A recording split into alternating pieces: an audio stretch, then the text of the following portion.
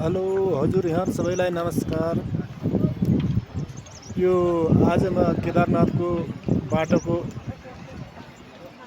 Line देखाउन गइरहेको छु हजुरहरूलाई।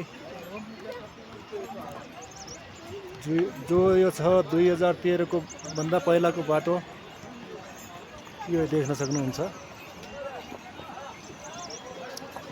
यो पाल्मी साइडमा हो 2013 को भन्दा पहिलाको बाटो।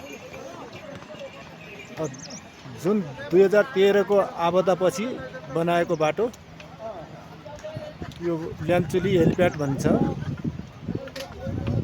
ल्यान्चुली हेलिप्याड छान्नी क्याम्प रुद्रब्यान्ड भनिन्छ। यसलाई म रुद्रब्यान्डबाट देखाइरहेको छु हजुरहरूलाई। यो रुद्रब्यान्ड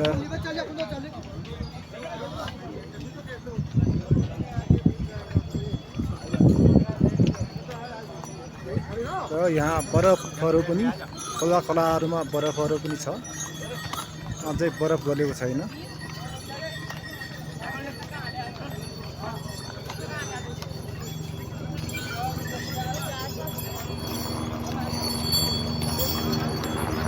यसलाई बेस क्याम्प भनिन्छ। यो बेस क्याम्प हो, बेस क्याम्प भनिन्छ यसलाई।